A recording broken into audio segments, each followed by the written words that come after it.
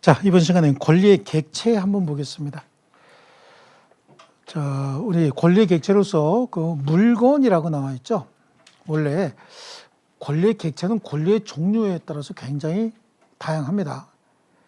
이제 가족권의 객체는 가족관계죠. 가족관계. 그다음에 뭐 형성권의 객체는 뭐 법률관계다. 채권의 객체는 채무자의 급부다. 뭐 여러 가지가 나오는데 민법 총칙은 물권법, 채권법, 친족, 상속의 공통점을 모아놨다라고 얘기를 하면서 그 물권이나 채권이나 친족, 상속의 공통적인 권리의 객체가 물건인 거예요. 물권이라고 하는 건 내가 가지고 있는 내 소유물에 대한 배타적 지배권을 물권이라고 하지만 채권은 뭐냐? 채권은 채권자가 채무자에게 급부를 청구하는 게 채권인 거예요. 급부라고 하는 건 뭐 달란 얘기거든요. 그럼 뭐를 줘야 될까요?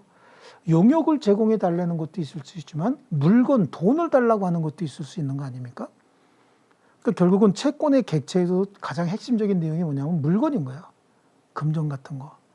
그럼 가족권의 객체에서도 가장 중요한 게 상속인데 상속은 여러분 뭐 상속받는 게 가장 좋아요? 돈 아니면 부동산이죠. 빚을 상속받는 거 좋아하십니까?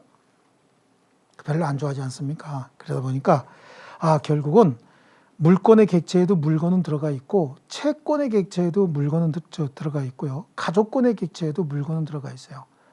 물권이라고 하는 거는요. 물권, 권리의 주체인 인이 권리의 객체인 물건에 대해서 행사하는 배타적 지배권을 물권이라고 얘기를 합니다.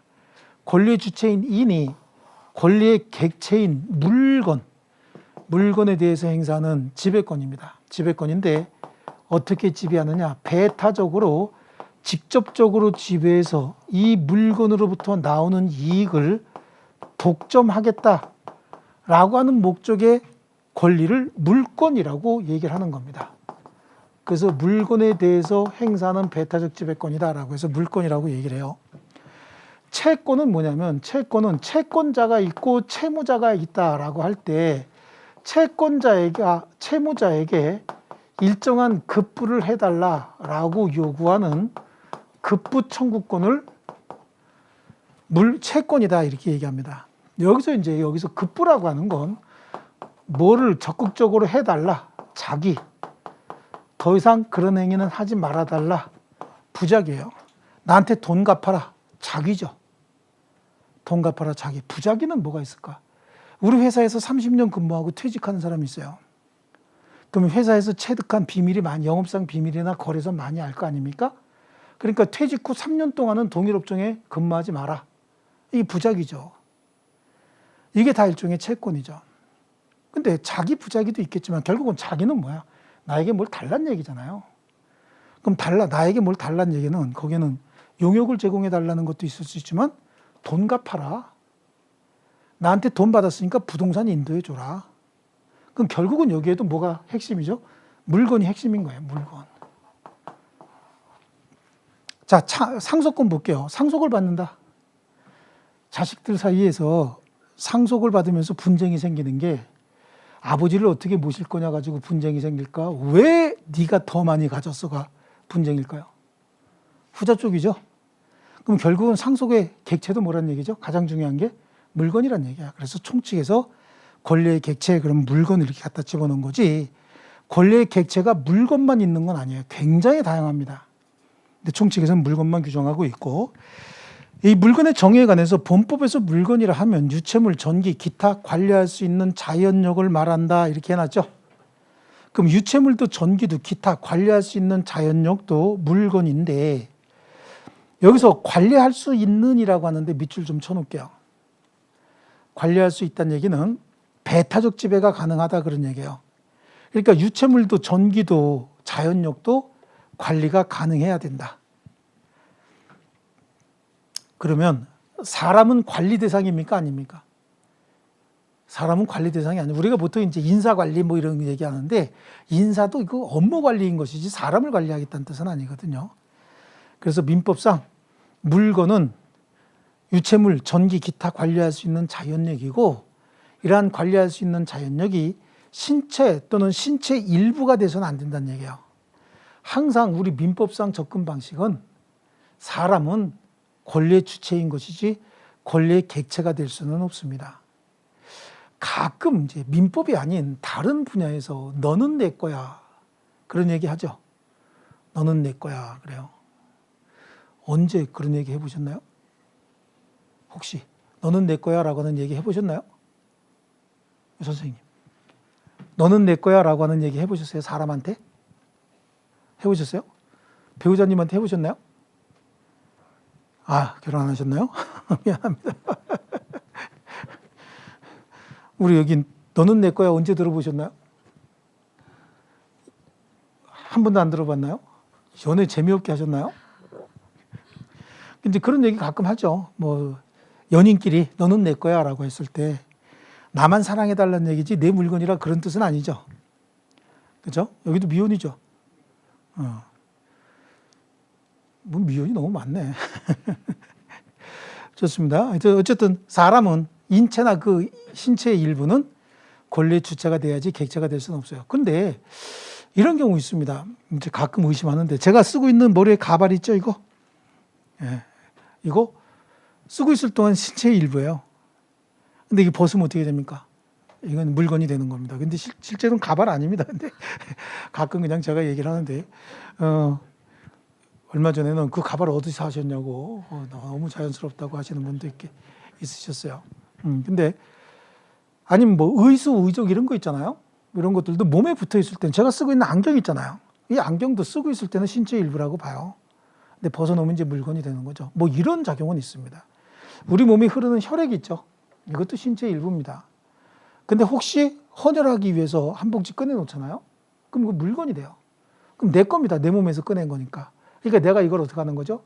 적십자 혈액원에다가 헌하는 거야. 그냥 주는 겁니다. 헌혈이다 이렇게 얘기를 하는 거죠. 그래서 그때는 또 물건이 될 수도 있는 거예요. 절대적인 건 아니죠. 상황에 따라서 조금 다를 수는 있다.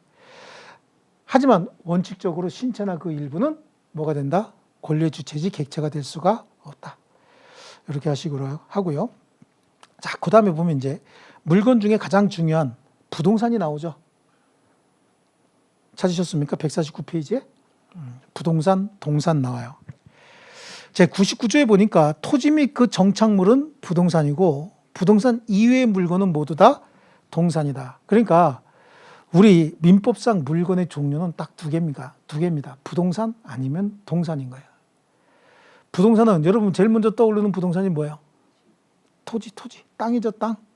그 다음에 그 위에 있는 건물이죠. 네. 그래서 토지 및 정착물이라고 얘기를 하는 겁니다. 자, 여기서도 이제 중요한 개념을 공부를 해야 되는데 이걸 이제 토지라고 한번 해볼게요. 이게. 토지에는 굉장히 많은 정착물이 있을 거예요. 이 토지 위에 있는 정착물. 지하에 있는 것도 정착물이라고 봐야 되겠죠. 이게 다 토지입니다. 토지. 우리 212조 뒤에 가면요. 토지 소유권의 범위는 정당한 이익이 있는 범위 내에서 그 상하에 미친다. 이렇게 얘기를 합니다. 이게 다 토지 소유권의 범위에 들어간다는 얘기죠. 이게. 토지는 이 지표면만 토지가 아닌 거예요. 이거 다 토지인 거예요. 여기까지가. 다 토지인데 여기에 정착물 중에서 토지와 별개의 소유권이 성립할 수 있는 별개의 물건으로 취급되는 게 지상에 4개 있고 지하에 하나가 있어요. 이거 나중에 이제 4대 1 이렇게 얘기하는데 그 중에서 가장 대표적인 게 건물인 거죠. 건물은 토지의 정착물 중에서 지붕과 기둥과 주벽을 갖춘 토지의 정착물을 건물이라고 얘기를 합니다. 건물. 이게 등기가 됐든 안 됐든 완성된 상태든 완성이 되진 않은 상태든 지붕, 기둥과 컬러, 월이죠. 이렇게 지붕, 기둥, 주벽을 갖추고 있는 토지의 정착물을 건물이라고 얘기합니다. 완성 안 됐어도 관계없어요. 창문 아직 안 달았어. 대문 아직 안 달고 전기나 수도 아직 안 들어갔어요. 내부 공사 아직 안 했습니다. 장판도 안 깔았습니다. 그랬어도 지붕, 기둥, 주벽이 있는 토지의 정착물은 건물로서 토지와 별개의 물건으로 취급하고 여기 몇 개 더 있습니다. 수목 내지는 수목의 집단, 그 다음에 미분리 과실, 그 다음에 농작물, 지하의 미채굴, 광물 이런 거 있는데 이건 나중에 암기하기로 하고 이게 대표적으로 토지, 건물 이런 것들이 부동산이다라고 이야기한다. 그래서 거기 양쪽 가로 2번에 토지의 정착물 중 토지와 별개 독립한 부동산으로 취급되는 것, 건물 있죠, 건물. 근데 나머지는 우리 본 수업 때 하고요. 동산이에요, 동산. 양쪽 가로 3번에 부동산 이외의 물건은 모두 다 뭡니까? 동산이다라고 하는 겁니다. 자, 이제 기본적인 개념 자체가 부동산은 움직일 수 없는 재산을 얘기하는 거예요. 부동인 거예요. 동산은 이동이 가능한 재산을 동산이라고 보시면 되는 거죠. 그럼 항공기는 동산일까요? 부동산일까요? 항공기. 동산이지. 항공기. 선박은 동산이죠. 자동차. 동산이에요. 이동이 가능하지 않습니까? 건설기계. 동산이죠. 건설기계 다 동산인데, 이렇게 지금 말씀드린 항공기나 선박이나 건설기계나 자동차 같은 경우는 등기 등록이라고 하는 공시 방법이 있어요. 자동차 등록하거든요. 항공기도 등록하거든요. 이제 그 등록이라고 하는 게 부동산 등기 방법하고 비슷하다라고 해서 이건 이제 의제 부동산이다 이렇게 얘기를 하는데, 이거는 이제 학문적으로 얘기했을 때 그렇게 얘기하는 거고, 우리 민법에서는 무조건 동산입니다. 아시겠죠? 혹시 이제 외부에 흘러다니는 소리 중에서 이걸 준부동산, 의제부동산 이렇게 얘기하는데, 그건 학문적으로 판단할 때 등기 등록 방법이 같기 때문에 그렇게 얘기하는 것이고, 공시 방법이 같기 때문에 그렇게 얘기하는 것이고, 민법에서는 무조건 동산입니다. 이해하셨죠? 예. 그다음에 다음 페이지 보시면 주물하고 종물이 나오죠.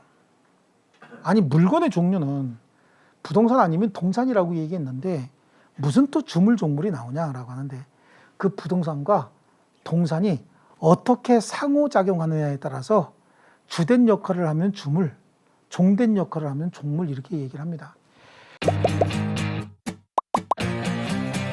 에듀윌 유료 회원만의 고객 밀착해요. 아, 뭐였지 이거? 어떡하지?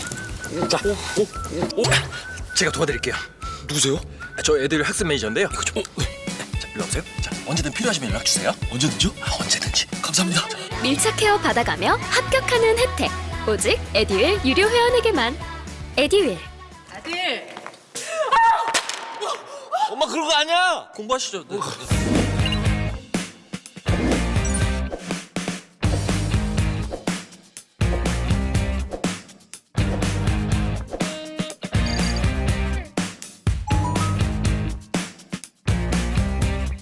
합니다. 그래서 거기 보니까 100조에 물건의 소유자가 그 물건의 상용에 공하기 위해서 자기 소유인 다른 물건을 이에 부속하게 한 때는 그 부속물은 종물이다. 아이고, 말 뒤지기 어렵다, 그죠? 물건의 소유자가 동그라미 쳐놓을게요. 소유자가. 물건의 소유자가 그 물건의 상용에 공하기 위하여 자기 소유인, 그 자기 소유 두 개 동그라미 쳐놓으세요. 그러니까 결국은 물건은 최소한 두 개가 존재할 수 있어야 주물, 종물이 되는데 그 두 개의 물건의 소유는 같은 사람이다, 그런 얘기죠. 그래서 어떤 물건이 있습니다. 어떤 물건이 있고 또 다른 물건이 있어요. 두 물건의 소유자는 같은 사람인 거예요. 이 물건의 소유자하고 이 물건의 소유자가 같은데 이 물건을 여기다가 갖다가 붙입니다. 부속하게 한 때라고 하는 거예요. 자, 이거하고 관련돼서 이제 뒤에서 나중에 배울 내용이지만, 부합하고 부속하고 개념이 같을까요, 다를까요? 글씨가 다르니까 개념이 다른 거죠. 그렇겠죠? 부속이라고 하는 건 떼낼 수 있다는 얘기예요. 부속시켰다는 얘기는. 부합시켰다는 얘기는 분리가, 합리적으로 판단할 때 분리가 불가능하다, 그런 얘기거든요. 그러니까 뭐 했다가 부속시켰다는 얘기예요. 그럼 쉽게 떼낼 수 있다, 그런 의미가 되는 거죠. 이렇게 부속시킨 이유는, 이렇게 부속시킴에 따라서 이 물건에 어려운 말이 나와요. 상용에 공한다라고 얘기를 합니다. 뭐냐? 상형에 공한다 이렇게 얘기를 해요. 평상시 사용 가치를 증진시킨다, 높인다 그런 뜻입니다. 자, 이 예를 들면 지금 법조문만 가지고는 조금 어려운데, 자, 예를 들면 여러분이 제 손목에 지금 뭐가 보입니까? 무슨 시계? 손목시계죠. 손목시계. 손목시계라고 얘기하지만 실제로는 시계와 시계줄 아닙니까? 그렇지 않습니까? 이 시계가 주물이고 시계줄이 종물인 거예요. 이게 시계만 갖고 다닌다 그래서 우리가 필요할 때 시계 보는 거 가능하죠. 지용도 다 할 수 있어요. 근데 주머니 넣고 다니는 게 편해? 팔에 차고 다니는 게 편해? 팔에 차고 다니는 게 편하죠. 그래서 이게 주물이 되고 이게 종물이 되는 거예요. 저기 벽시계 있죠? 저거 들고 다닐 수 있어요, 없어요? 있어요. 쇼핑백에 넣어 갖고 다니면 되죠. 예. 그래서 시간이 궁금하면서 꺼내서 이렇게 보고 한 번씩. 많은 사람들에게 시간 알려주고 좋겠네, 그죠? 근데 상당히 이상한 사람으로 보겠죠. 예. 또 쇼핑백 들고 다니다가 좀 불편하잖아, 손에 들고 다니는 거. 그럼 좋은 방법이 있어요. 네 군데다가 못을 박아갖고 고무줄로, 노란 고무줄 있죠? 기저귀 고무줄로 이렇게 X반도 해갖고 가슴에 이렇게 달고 다니면 되죠. 그걸 다니면 되는 거야. 시간이 궁금하면 어떻게 옆 사람한테 물어보면 돼. 몇 시죠? 그럼 아마 신고할 겁니다. 그죠? 이상한 사람 왔다 갔다 한다고. 그래요. 그래서 조그만 시계를 만들었고, 원래 옛날에는 어떻게 했어요? 목걸이로 해갖고 주머니에 이렇게 넣고 다녔어요. 이게 목걸이도 종물이거든요. 근데 그게 좀 불편한 거야, 더. 그리고 어떻게 하다 보면 또 꺼내려고 하다 보면 겨울에 장갑 벗고 또 이렇게 꺼내고 그래야 되잖아요. 근데 여기 채워놓으니까 겨울에 장갑 끼고 있어도 이렇게 문지르면 그냥 나올 수 있죠. 그렇게 하기 위해서 이 줄을 갖다 끼운 겁니다. 그래서 이 시계가 주물이고 줄이 뭐가 되는 거죠? 종물이 되는 거야. 평상시 사용 가치를 높였습니까? 안 높였습니까? 높였죠. 이게 주물 종물이다. 그럼 이 시계하고 시계줄은 뭐가 될까요, 지금? 동산일까요? 부동산일까요? 동산이지. 그러니까 물건의 종류는 부동산 아니면 동산이에요. 부동산 아니면 동산인데 그 부동산이나 동산이 어떤 상호작용을 하고 어떤 역할을 하느냐에 따라서 주된 역할을 하면 주물이고 보조 역할을 하면 종물이 되는 겁니다. 근데 중요한 개념은 이 물건은 둘 다 어떤 것들이야? 독립되어 있는 거예요. 떼내면 독자적으로 거래가 가능한 물건이어야 된다는 얘기예요. 시계줄 떼낼 수 있어요, 없어요? 쉽게 떼낼 수 있죠? 이게 떼내는 거야. 떼내서 별도로 팔 수도 있는 겁니다. 시계 알만 팔 수도 있고. 그렇죠? 근데 특별히 정하지 않았으면 시계 팔아요 그러면 이 시계 팔아요 그러면 시계 알만 팔겠다는 거야? 줄도 같이 팔겠다는 거야? 줄도 같이 팔아야 된다고. 왜 그렇게 돼 있어요? 시계 팔아요? 에? 왜 줄도 같이 팔죠? 왜? 이렇게 하면 되잖아. 시계 팔아요. 가로 열고 줄 빼고 가로 닫고. 그럼 어떻게 하는 거죠? 시계만 팔겠다는 얘기죠. 예. 이 물건을 판매합니다. 그럼 가로 열고 줄만. 그럼 뭐만 팔겠다는 거야? 줄만 팔겠다는 거야. 근데 아무 얘기 없이 시계 팔아요 그랬대요. 그러면 시계만 팔겠다는 거예요? 줄도 팔겠다는 겁니까? 줄기도 팔겠다는 겁니까? 왜요? 왜 줄도 팔겠다는 거죠? 아까 우리 강행 규정, 임의 규정 그럴 때 임의 규정이 왜 필요하다 그랬어요? 당사자 의사가 분명치 않을 때는 법을 적용해야 되기 때문에 필요하다고 얘기했죠. 그럼 시계 팔아요 라고 얘기했잖아요. 근데 왜 줄까지 같이 딸려가느냐? 그 100조 2항에 보시면 종물은 주물의 처분에 따른다 이렇게 돼 있죠. 그렇지 않습니까? 그럼 다시 이제 시계를 보세요. 이게 주물이죠? 이게 종물이지 않습니까? 아무 얘기 없이 시계 팔아요 라고 얘기했으면 팔라고 하는 사람은 시계만 팔겠다고 한 거야 사실은. 근데 사는 사람은 당연히 이것도 파는 걸로 알았단 말이죠. 둘 사람의 의사가 분명치 않잖아. 그럼 서로 분쟁이 생길 거 아니겠어요? 나는 시계만 팔라 그랬어요. 근데 저 사람은 줄도 같이 내놓으라는 거야. 그럼 내가 언제 줄도 판댔냐? 시계 판다 그랬지? 그럼 판사가 뭐라 그럴까요? 줄도 줘라 그럴 거라고. 뭘 근거로? 100조 2항을 근거로. 이게 임의 규정이지만 분쟁이 생겼을 때는 이렇게 적용을 하는 겁니다. 임의 규정이라는 게. 이해하셨습니까? 예, 그래요. 그래서 종물은 주물의 처분에 따른다. 근데 금방 제가 뭐라 그랬어요? 임의규정이라 그랬죠. 그럼 분리 처분이 가능하다, 불가능하다? 특약을 하면 가능하다는 얘기예요. 줄 빼고 가로 닫고 하면 되는 거예요. 예. 자, 그래서 주물, 종물 이렇게 봤고요. 거기 양쪽 가로 2번에 보세요. 종물은 주물의 처분에 따르는 거고, 그래서 이거는 권리 상호간에도 유추적용된다. 뒤에 얘기 보면 머리 아파요. 거기까지만. 권리 상호간에도 유추적용된다. 자, 됐어요. 그 다음에 뒤에 있는 거 보지 마세요. 그리고 이 칠판 보세요. 땅 위에다가 건물을 짓고 싶어요.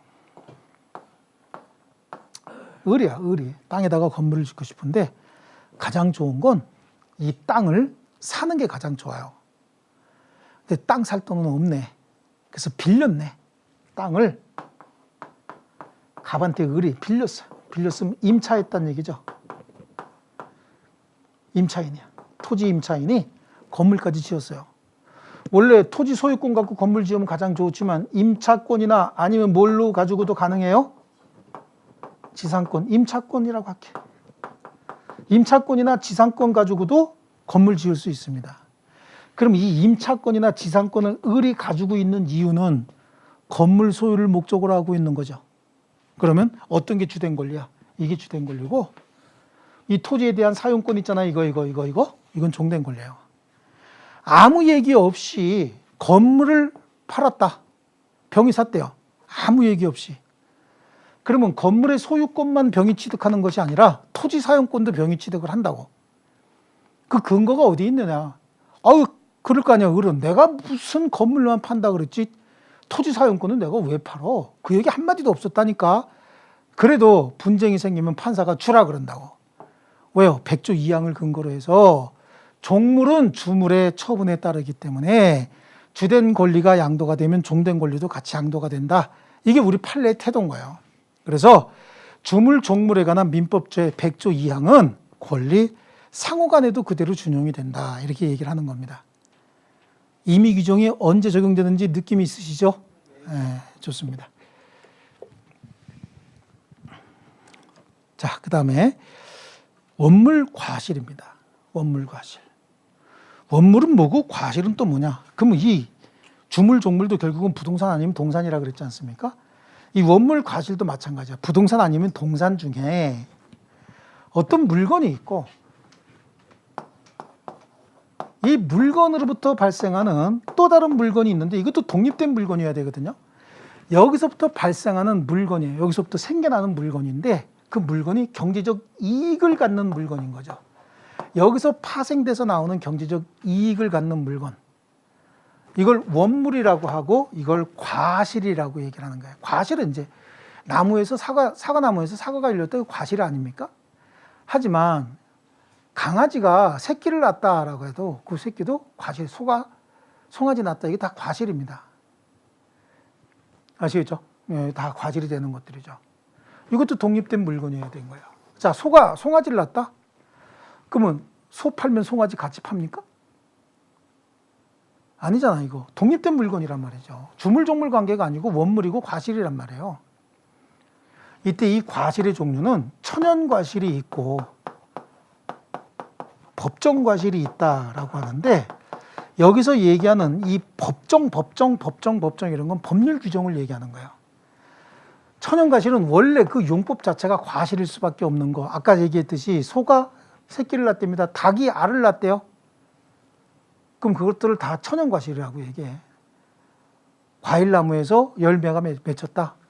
이것도 다 천연과실이라고 얘기하는 거예요. 그럼 법정과실은 뭐냐? 법률 규정으로 과실이라고 정해놓은 겁니다. 돈을 빌려줬더니 이자가 나온다는 거예요. 약정이자가. 그럼 돈이 원물이고 거기서 나오는 이자 돈으로 받을 수도 있고 땅 물건으로 받을 수도 있죠.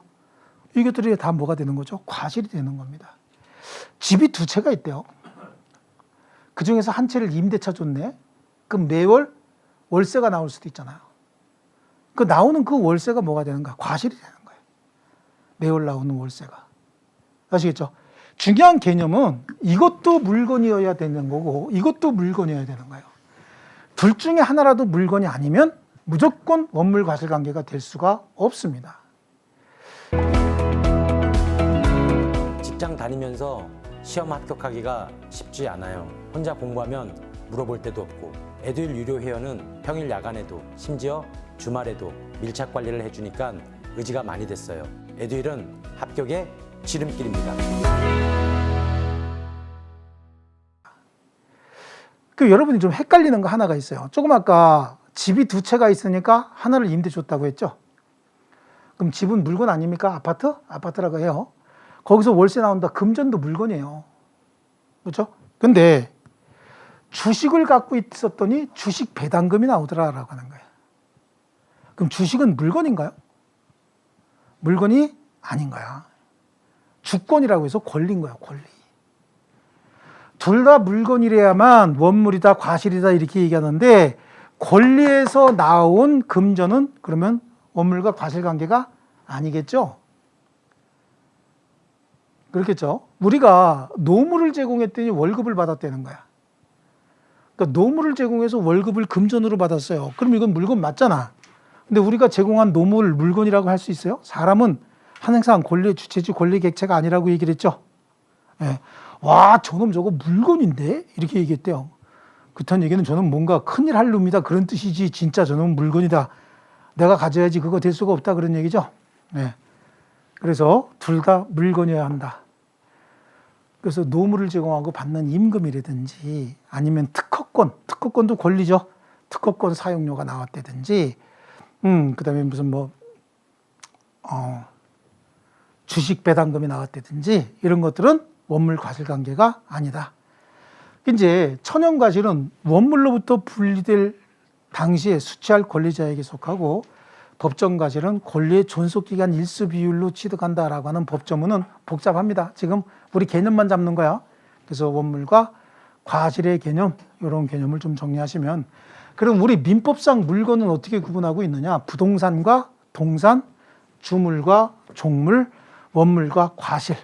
그래서 물건의 종류는 부동산 아니면 동산밖에 없어요. 부동산 아니면 동산밖에 없고, 그 부동산과 동산이 어떻게 상호작용하느냐에 따라서 주물, 종물, 그 부동산과 동산이 어떻게 이익을 창출해내느냐에 따라서 원물과 과실 이렇게 나눠놓은 겁니다. 이해하셨죠? 그래서 개념, 항상 가장 중요한 개념은 전부 다 독립된 물건이어야 한다는 겁니다. 전부 다. 아시겠죠? 법정과실, 천연과실 개념상 이렇게 정리를 한번 해보기로 하고요. 그 다음에 152페이지로 가면 이제 권리의 변동이 나오는 거죠. 지금 우리 뭐 보고 있는 거야? 우리 민법 총칙 보고 있는 거죠. 다시 한번 민법 총칙에 순차적으로 한번 정리하면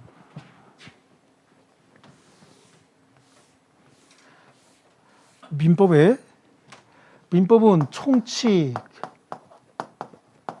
재산법으로서 물권,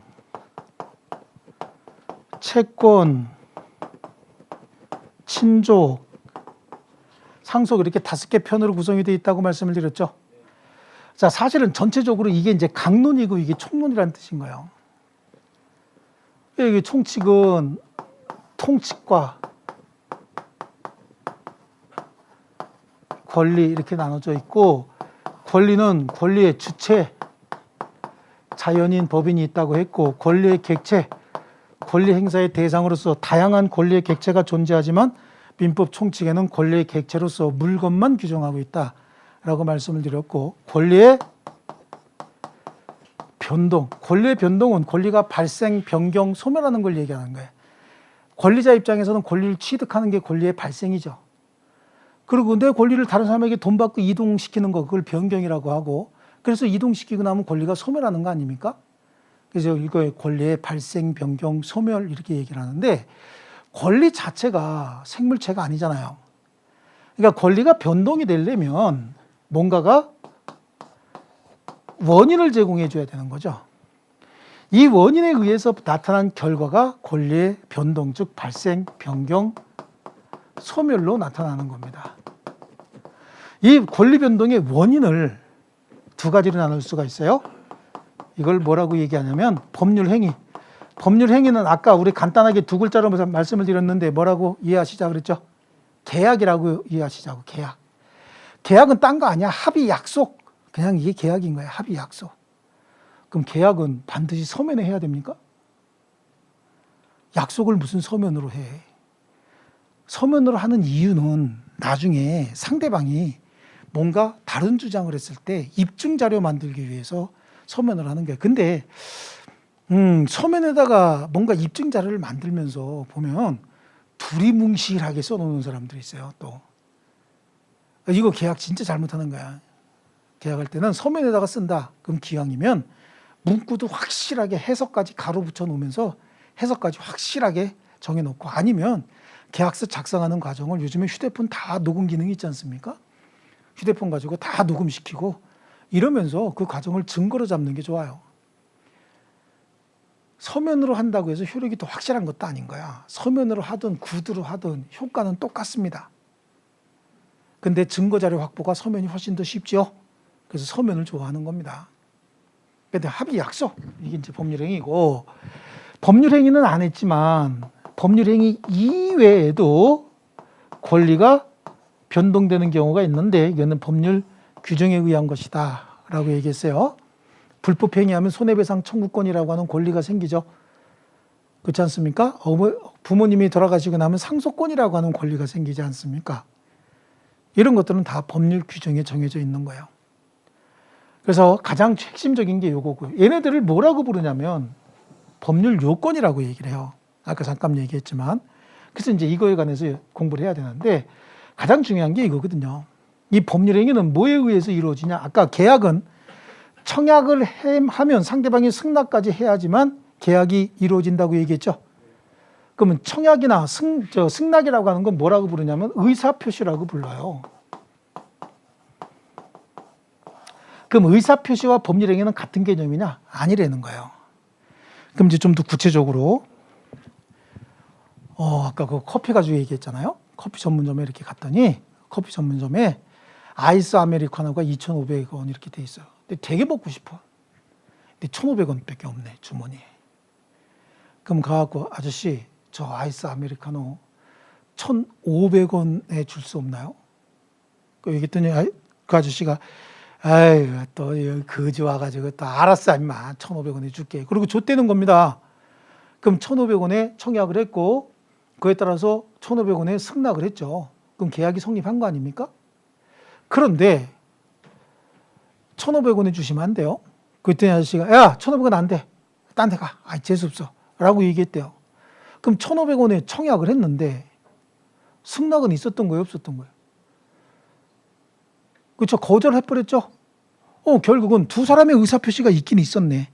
앞에서 얘기했듯이 1,500원에 주실래요? 라고 하는 의사표시와 1,500원에 주겠다라고 하는 의사표시가 있었어요. 서로 간에 내용도 일치하고 상대방도 일치했어요. 그럼 계약이 성립한 거야. 예를 들어서 나도 1,500원에 주실래요? 그랬는데 우리 학생도 1,500원에 주실래요? 그랬더니 그 아저씨가 이쁜 학생한테만 알았어 1,500원에 줄게. 그리고 넌 안 줘 임마 그랬다는 거야. 그럼 둘 다 청약은 했죠. 그리고 승낙서 있었는데 승낙이 누구한테 간 거야? 나한테 온 거야? 이쁜 학생한테 간 거야? 이쁜 학생한테 간 거야. 그러니까 청약과 승낙이라는 의사표시가 있었지만 나하고는 상대방이 일치하지 않았잖아요. 내용은 일치했지만. 그렇지 않습니까? 그러니까 두 개의 의사표시가 있었다고 해서 계약이 성립한 건 아니란 말이에요. 내용도 일치해야 되지만 상대방도 일치해야 되죠. 그러니까 결국은 계약이라고 하는 법률행위가 되려면 의사표시가 있어야 되지만 그 의사표시가 법에 정한 요건에 맞아야 된단 말이야. 계약이 되려면 내용도 일치하고 상대방도 일치해야 된단 말이죠. 그러니까 의사표시와 법률행위, 계약의 개념은 같은 거예요, 다른 거예요? 다른 거란 말이죠. 하지만 의사표시가 곧 법률행위가 되는 경우도 있어요. 단독행위 같은 경우는. 하지만 그건 이제 본외로 하고, 그래서 의사표시에 의해서 법률행위가 이루어지지만 이 두 가지는 같은 것이다, 다른 것이다. 다른 것이다 라고 하는 거. 그래서 권리 변동의 가장 핵심적인 요인이 뭐냐면 법률행위인 거죠. 그래요. 우리 거기 보니까 153페이지에 권리의 변동과 법률 요건이 나와요. 그래서 권리의 변동은 권리의 발생, 변경, 소멸을 얘기하는 것이고 권리 변동의 원인을 뭐라고 얘기한다 그랬죠? 법률 요건이라고 얘기한다 그랬죠? 그 법률 요건에는 법률 행위와 법률 행위가 아닌 원인, 법률 행위가 아닌 원인은 다 어디 정해져 있어야 돼? 법률 규정에 정해져 있어야 되는 거예요. 그래서 법률 행위가 아닌 원인 밑줄 쳐놓고 거기다가 법률 규정이라고 밑에 이렇게 써놓으면 되죠. 법률 행위가 아닌 원인은 법률 규정에 다 들어가 있어야 되는 겁니다. 이해되셨죠? 네.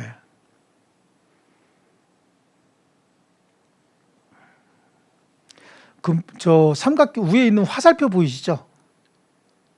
화살표. 요거 개념이 뭐 이게 시험에 나오느냐 안 나오느냐, 민법 시험 공부시키면서 시험에 나오느냐 안 나오느냐라고 하는데 시험에 이게 자체가 나오진 않아요. 근데 제가 강조하고 싶은 건 뭐냐면 의사표시와 법률행위는 같은 것이다, 다른 것이다. 다른 것이다. 그 표 찾으셨나요? 의사표시를 뭐라 그래? 법률 사실이라고 하죠. 의사표시를. 근데 법률행위는 뭐죠? 법률 요건이잖아요. 그렇지 않습니까? 같은 거예요, 다른 거예요? 다른 것이다 라고 하는 거예요. 의사표시와 법률행위는 다른 것이다. 그거 하나만이라도 지금 정확하게 알고 계셔야 됩니다. 아까 의사표시가 있으면 곧 법률행위가 되는 겁니까? 같은 게 아니기 때문에 다른 거죠. 계약이 성립하려면 의사표시, 쌍방의 의사표시 의사표시가 내용도 일치하고 상대방도 일치해야 된다고 말씀을 드렸죠. 자, 그다음에 양쪽 가로 2번에 법률 요건의 법률 행위와 법률 행위가 아닌 원인, 그래서 법률 규정 이렇게 나와 있네요. 네. 자, 그다음에 법률 행위와 의사 표시 그렇습니다. 이제 법률 행위의 의의에 어려운 말 나옵니다. 법률 행위는 하나 또는 수개, 지금 154페이지 하고 있습니다. 하나 또는 수개의 의사 표시를 필수 불가결의 요소로 하는 권리 변동의 원인으로서 법률 요건 중 하나다. 우와, 죽겠다, 그죠?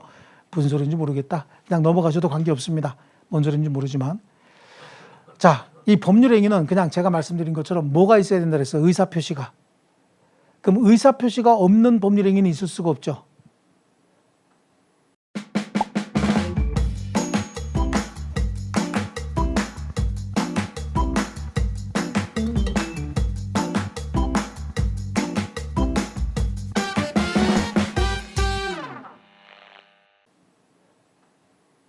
그렇잖아요. 의사표시가 없는데 어떤 행위가 있겠습니까? 여기는 의사표시 있어요, 없어요? 없습니다. 어떤 사건이 생기는 거예요, 여기는.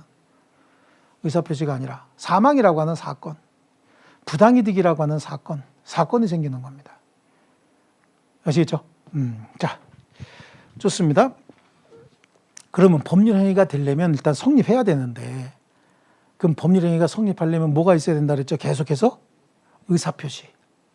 그럼 의사표시는 사람이 하는 거예요. 사람이 왜 의사표시 하는 거야? 법률행위 당사자가 되고 싶어서. 그래서 법률행위가 성립하려면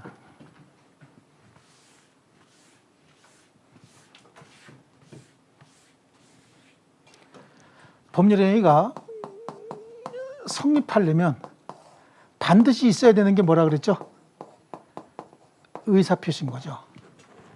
이 의사표시를 하는 사람이 법률행위에 뭐가 되는 거야? 당사자가 되는 거예요. 의사표시의 내용이 법률행위에 뭐가 되고 목적이 되는 겁니다. 아시겠죠? 결국은 의사표시가 있었다는 얘기는 의사표시 한 사람 당사자도 있고, 법률행위가 있었다는 얘기는 의사표시의 내용이 목적이잖아. 아까 얘기했듯이 아이스 아메리카노 1,500원 해주시면 안 돼요. 그럼 난 목적은 아이스 아메리카노가 먹고 싶은데 1,500원에 먹고 싶다, 그런 뜻 아닙니까? 그랬더니 그 사장님이 아이고 문 닫을 때 다 됐는데 이거 한 잔이라도 남은 거 그냥 1,500원에 주자라고 했으면 계약이 성립하는 거 아니겠어요? 그러니까 의사표시했습니다. 아이스 아메리카노 사겠습니다. 얘기한 사람이 당사자죠. 어떤 목적으로 얘기한 거야? 싸게 살 목적으로 얘기한 거 아니에요? 뭘 사기 위해서? 아메리카노 사기 위해서. 그러니까 이게 있었다는 얘기는 다 있었다는 얘기예요. 얘네들은 동시에 나타나는 거지 하나라도 빠지면 무조건 의사표시 없는 겁니다. 저기에는. 보통 이제 개도 의사표시 합니까? 안 합니까? 개도. 그건 이제 의사표시라고 법적으로 얘기할 수는 없는 거야. 개소리죠? 그렇지 않습니까? 개가 짖는 거야. 걔가 소리 낸다고 얘기를 하잖아요. 그게 무슨 욕 같다, 그죠? 잘못하면은. 욕 같은 거야. 아주 진짜 욕하는 건 그래요. 우리 지나가다 보면 쓸데없이 막 이렇게 툭툭 말 걸고 이렇게 기대려고 들고 자꾸만 이렇게 건드리고 이러는 걸 뭐라 그래? 개수작 부린다 그러죠? 그 집에 가면 걔가 반갑다고 막 난리를 치잖아요. 그게 왜 그러는 거야? 평상시에 나처럼 가갖고 맨날 발로 차는데 반갑다고 옵니까? 안아달라는 거야. 쓰다듬어 달라고, 안아달라고, 자기 좀 알아달라고. 그렇게 하는 거 아닙니까? 그러니까 조금 표현이 격해져갖고 또 컴플레인 들어올 수도 있겠네. 어쨌든. 그래서 이제 설명하기 위한 거니까. 예. 자, 좋습니다. 당사자, 목적, 의사 표시는 무조건 동시에 나타납니다. 하나라도 빠지면 성립할 수가 없어요. 그러면 모든 법률행위에 이게 있어야 된다는 얘기 아닙니까? 모든 법률행위에 있어야 된다 그래서 이게 일반적 성립 요건이다 이렇게 얘기를 하는 거예요. 여기서 일반적이다라고 하는 건 모든 법률 관계에 다 필요한 요건이다 그런 뜻인 것이고요. 그러면 특별 성립 요건은 뭐냐라고 하는 거지. 특별 성립 요건은 일반적 성립 요건에 추가적으로 더 필요한 요건을 얘기하는 겁니다. 자, 그러면 어떤 남자, 여자가 있어요. 남성, 여성, 선남, 선녀가 계시는데 남성이 여성한테 이렇게 얘기합니다. 저하고 결혼해 주실래요? 의사표시 있죠? 당사자 있어요, 없어요? 있죠? 목적은 뭐야? 가족이 되기 위해서 의사표시 있지 않습니까? 그러면 혼인이라고 하는 법률관계가 성립합니까? 아니지, 그것만 가지고. 그때 이제 저 여자분이 싸대기를 때리면서 끌어안고 뽀뽀까지 했어. 싸대기 왜 때려? 왜 이제 얘기하냐고. 너무 오래 기다렸다고. 그럴 수 있죠. 그리고 뽀뽀까지 했어. 그러면 혼인이 성립한 거예요? 아직 안 한 거지. 그렇지 않습니까? 뭐 해야 돼? 혼인신고해야 법률혼인 성립하죠. 사실혼인 성립하려면 어떻게 해야 돼? 그렇죠. 동거생활이라도 해야죠. 그렇지 않습니까? 그래. 그러니까 추가적으로 더 필요한 요건들도 있다는 겁니다. 성립하기 위해서는. 뒤에 가면 이제 요식행위 같은 게 있어요. 요식행위. 그럼 형식 갖춰야 돼. 법인 설립할 때는 정해진 형식에 따라서 법인 설립해야 돼. 그래야 법인이 성립하는 거예요. 대물 변제할 때는 물건 갖다 줘야 되는 거예요. 이 물건으로 받으실래요? 추가적으로 더 필요한 요건들도 있기는 있어요. 그래서 그건 알 필요 없고 어쨌든 간에 이게 있어야 되고 특별 성립 요건은 일반적 성립 요건 갖추고 추가적으로 더 필요한 요건이다. 나중에 본 수업할 때 그런 얘기해. 이것 중에 하나라도 없으면 성립하지 않는 거예요. 불성립, 부존재, 아예 존재하지 않는 거야. 여기도 마찬가지야. 일반적 요건만 갖추고 특별 요건을 갖추지 못했다 그러면 혼인은 성립하지 않은 거예요.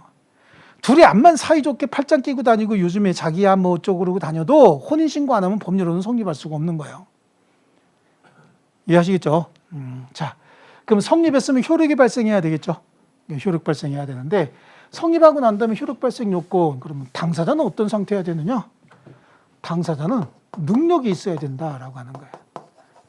아까 제한 능력자가 한 법률행위 취소할 수 있다고 하지 않았습니까? 그럼 보세요. 능력은 어떤 능력이 있어야 되느냐? 일단 권리 능력이 있어야 돼. 출생은 해야 되는 거예요.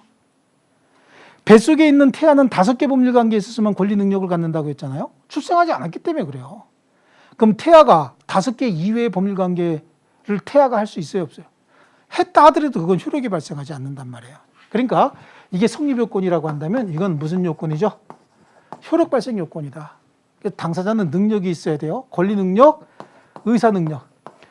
자기 행위의 옳고 그름을 판단할 수도 없는 어린애라는 거예요. 아장아장 걸어다니는 어린애래. 개 꼬셔다가 말 좀 조금 한다고 해서 너 할아버지한테 증여받은 땅 있지? 그거 아저씨가 사탕 100개 줄 테니까 사탕하고 바꿀래? 그럼 걔는 뭐래? 땅이 좋아? 사탕이 좋아? 사탕이 좋죠? 그건 사탕만 뺏긴다고 나중에. 그건 무효예요, 무효. 효력이 발생하지 않습니다. 그리고 걔는요, 사탕 다 먹었으면 줄 거 있어, 없어? 없습니다. 반응할 게 없어요. 제한 능력자하고 똑같아. 그 다음에 뭐도 있어야 된다? 행위 능력도 있어야 된다라고 하는 겁니다. 능력자여야 되고요. 목적은요. 법률행위를 하게 된 목적은 확정이 돼야 된다라고 하는 거예요. 확정할 수 있어야 된다. 이행이 가능해야 되고 적법해야 되고 사회적 타당성을 갖춰야 된다 이런 얘기를 합니다. 목적을 확정할 수 있어야 된다라고 하는 거예요. 목적은 가장 좋은 건 확정되어 있으면 좋겠죠. 아파트 분양 계약 체결합니다. 아파트 분양 계약 체결할 때 아파트 매매 계약은 아파트 목적물이 있고 소유권 바로 취득할 수 있죠. 근데 분양 계약은요. 가서 보니까 그 뭡니까? 모델하우스에 들어가 있는 조경도만 보고 지금 계약하는 거 아니에요? 그럼 계약을 하면서 뭐 동호수 또 뭐 추첨은 또 나중에 한답니다. 하지만 계약 먼저 하죠. 그 하는 이유는 지금은 목적이 확정되어 있지 않지만 나중에라도 확정할 수 있기 때문에 분양계약 체결이 가능한 거예요. 그리고 그건 이행이 가능한 거죠. 이행도 가능해야 되는 거고요. 적법해야 됩니다. 아파트 분양계약은 적법하겠지만 분양 자격이 안 되는 자를 서류 위조해서 가짜 서류 만들어갖고 분양계약 체결했답니다. 이건 적법합니까? 적법하지 않은 거죠. 그럼 나중에 분양계약이 또 무효가 되는 경우가 있어요. 효력 발생 요건을 갖추지 못한 거죠. 그 다음에 사회적 타당성을 갖춰야 된다라고 하는데 사회적 타당성은 굉장히 포괄적이고 좀 애매한 개념이긴 합니다. 사회 구성원들로부터 공감대를 형성할 수 있어야 된다라고 하는 거예요. 그럼 가장 이제 격하게 분노하는 계약이 첩계약입니다. 계약자의 원칙상 첩계약을 체결할 수 있다? 아니 계약자의 원칙인데 왜 안 되냐고. 첩계약하지 말라고 법조문이 있어요, 없어요? 없어요, 없어. 둘 필요가 없어, 그런 법조문은. 왜냐하면 이거 자체가 사회 구성원들로부터 공감대를 형성할 수 있는 그런 계약이 아니기 때문에 법조문을 두지 않아도 당연히 그건 무효인 거예요. 마약 거래는 금지하는 법조문이 있어요. 향정신성 의약품 거래 뭐에 관한 법률 뭐 있어요. 거기 이렇게 마약류 이런 건 거래 못하게 돼 있다고. 근데 첩계약은 금지한다 이런 내용은 없어요. 노름빚은 안 갚아도 된다? 이거 아무 데도 없어요. 당연히 인정되는 겁니다. 그래서 사회적 타당성을 갖춰야 된다. 강행 규정에 금지 조항이 없어도 사회적 타당성을 잃은 법률 행위는 무효가 될 수밖에 없는 겁니다. 자, 그래서 이 사회적 타당성은 굉장히 포괄적인 개념이기 때문에 시험에도 좀 매번 나오는 거고요. 좀 어려운 부분 중에 하나입니다. 나머지 이거는 별건 아닙니다, 실제로. 그리고 의사표시는 어떻게 해야 되느냐? 이 의사표시는 정상적인 의사표시만이 그 효력이 발생한다. 정상적인 의사표시는요, 의사와 표시가 일치하고 동시에 의사표시에 하자가 없어야 된다. 굉장히 어려운 얘기 나오는데 여기서 의사표시라고 하는 단어는 의사라고 하는 단어와 표시라고 하는 단어가 서로 결합이 된 합성어거든요. 여러분이 가지고 있는 머릿속에 관념을 의사라고 한다면 그 의사가 바깥으로 표출되는 걸 뭐라고 하냐면 표시한다고 얘기를 해요. 근데 여러분의 의사가 표시하고 항상 일치합니까?